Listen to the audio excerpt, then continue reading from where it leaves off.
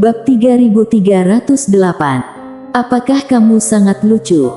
Ekspresi Mileye terlihat sangat murung, sangat murung. Sialan. Apakah reputasiku benar-benar sebesar ini? Pada saat itu, tua itu menilai Mileye, jadi kamu adalah raja pengandal dukungan yang terkenal. Senang bertemu denganmu, senang bertemu. Mileye melirik tua itu tanpa berkata apa-apa. Orang tua itu dengan cepat berkata, "Tuan muda Ye, apakah gadis itu adalah adik perempuanmu?" Mileye tetap diam. Tua itu bertanya cepat, "Tuan muda Ye, raja pengandal dukungan." Mileye mendadak menatap tua itu, "Apakah kamu pikir kamu lucu?" Tua itu tersenyum malu, "Tuan muda Ye, aku tak bermaksud lain, hanya penasaran denganmu." Semua orang mengatakan bahwa ada seorang raja pengandal dukungan dari dunia bawah yang sulit diatasi dan adik perempuannya adalah wanita berpakaian polos itu. Mileye dengan tenang berkata, "Apakah orang-orang dari dunia ilusi sejati semua sudah tahu tentangku?" Tua itu mengiyakan, "Mereka tahu. Karena adik perempuanmu telah membunuh banyak orang di sana." Mileye bersuara serius, "Sebenarnya, kalian semua memiliki pemahaman yang keliru tentangku. Aku biasanya tak suka menelepon orang dengan mudah." Tua itu melihat ke arah Liana Ye yang sedang berkelahi dan terdiam. "Kamu mungkin tak sering memanggil orang, tetapi ketika kamu memanggil, itu benar-benar sulit diatasi." Pada saat itu, Liana Ye yang berada di kejauhan mendadak memotong dan membunuh roh dewa terakhir. Setelah menyerap jiwa dewa terakhir, dia mengangkat pedang biru gaib dan berjalan ke arah Mileye. Mileye tersenyum ringan, "Kamu bekerja keras." Tua itu. Liana Ye menatap tua itu, "Di mana roh dewa yang masih tersegel?" Tua itu segera menjawab, "Aku akan membawa kalian ke sana." Liana Ye mengangguk, "Ayo pergi." Dibimbing oleh tua itu, keduanya terbang ke ujung langit bintang. Di perjalanan, Mileye melihat pedang biru gaib dan berkata dengan pelan, "Adik, sepertinya pedang ini telah meningkat." Liana Ye melirik pedang biru gaib, mengiyakan, "Sudah meningkat." Mengatakan itu, dia memberi Mileye pedang biru gila. Mileye menggenggam pedang biru gaib dan pedang itu mendadak bergetar hebat. Suara pedang bergema melambung dan pada saat yang sama, sebuah aliran darah hitam muncul mendadak di tubuh pedang biru gaib. Mileye agak heran, "Ini apa?" Liana Ye menjawab, "Roh dewa-dewa tadi."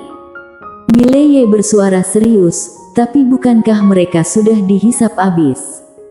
Liana Ye tenang, "Mereka memang sudah dihisap, tapi tak bisa dihapus sepenuhnya." Mendengar itu, mata Mileye mendadak menyusut, "Apa maksudmu? Pedang biru gaib juga tak bisa membunuh mereka." Liana Ye mengiyakan, dia menatap pedang biru gaib, "Roh dewa-dewa ini sangat istimewa, pedang biru gaib tak dapat membunuh mereka sepenuhnya, tetapi bisa menahan mereka selamanya di dalam pedang ini." Dia berhenti sejenak dan melanjutkan, "Sebenarnya, pedang ini juga bisa membunuh mereka." Mileye bingung, "Apa maksudnya?"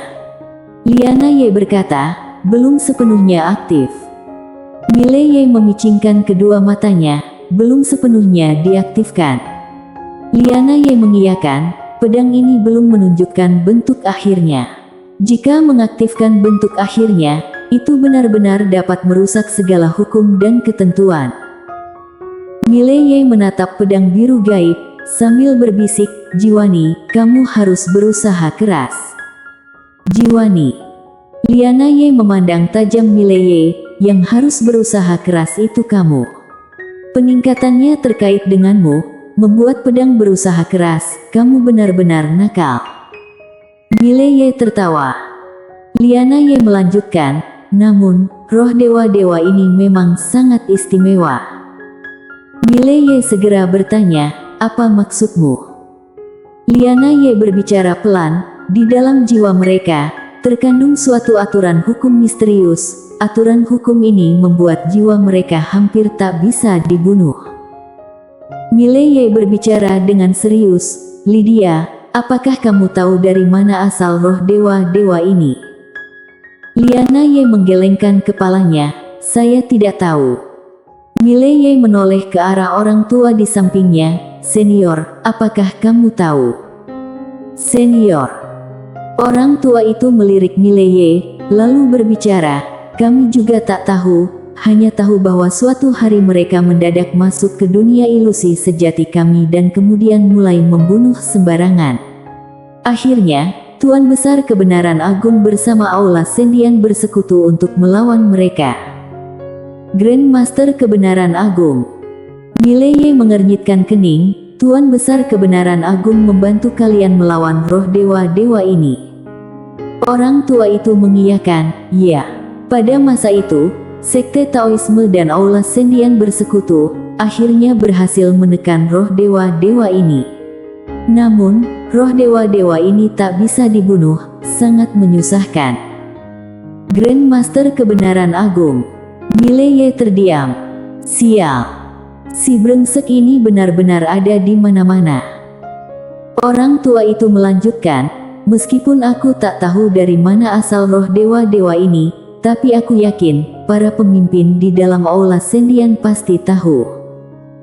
Sambil berdialog demikian, dia melirik Mileye, kamu bisa pergi dan tanyakan kepada mereka suatu hari nanti. Mileye mengiyakan ringan, senior, ada lagi satu pertanyaan. Mendadak, orang tua itu berbicara, namaku Marif. Mileye mengiyakan, baik, Tuan Marif. Marif menatap Mileye, tetapi tak mengucapkan kata-kata apapun.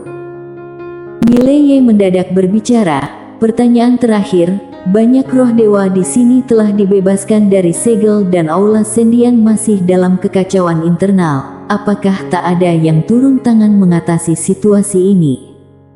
Marif menggeleng, tak tahu.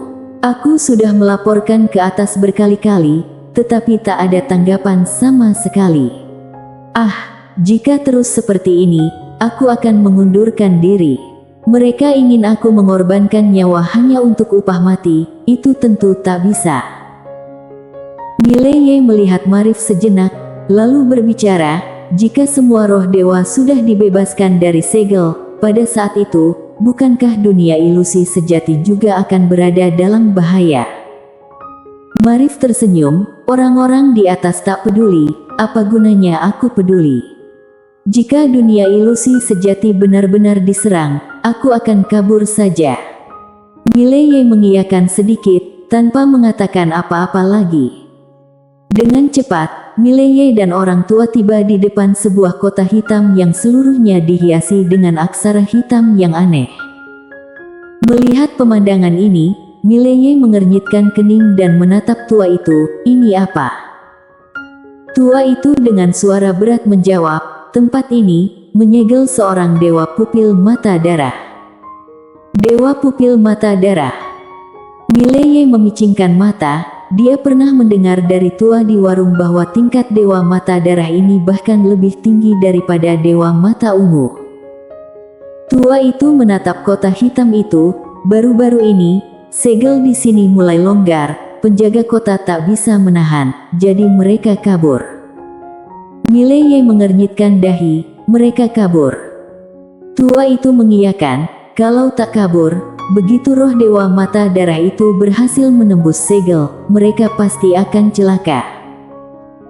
Sambil berdialog demikian, ia terdiam sejenak, lalu melanjutkan, sebenarnya, banyak orang di sini mulai berencana untuk kabur.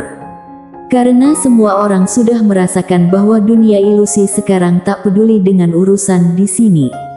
Meskipun kekuatan kita masih cukup, tetapi datang ke sini, kita semua ingin mendapatkan sedikit kristal ilusi, mereka tak peduli, pasti kita akan melarikan diri.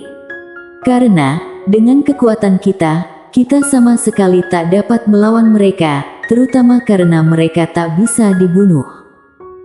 Mileye berbicara pelan, jadi, dunia ilusi sepertinya tak akan bertahan lama. Tua itu menghela nafas pelan, tanpa berbicara lebih banyak. Saat ini, situasi di dalam dunia ilusi sudah sangat kacau dan banyak yang bersekongkol dengan para roh dewa. Terus, seperti ini, dunia ilusi pasti akan hancur. Mengingat ini, ekspresi Mileye menjadi serius. Sial. Seharusnya dia kembali ke alam semesta Guanxuan. Kalau tak, dia mungkin harus membersihkan masalah ini sendiri. Pemilik pena kebenaran agung. Ini tak mungkin lagi ulah dari pemilik pena kebenaran agung, kan? Mileye mengerutkan kening. Sial. Orang aneh ini benar-benar pintar mengacaukan keadaan. Dan pada saat itu, mendadak ada gelombang kekuatan yang mengerikan meletus dari dalam kota. Dentuman. Dalam sekejap, semua segel di seluruh kota hitam berubah menjadi abu. Bersambung.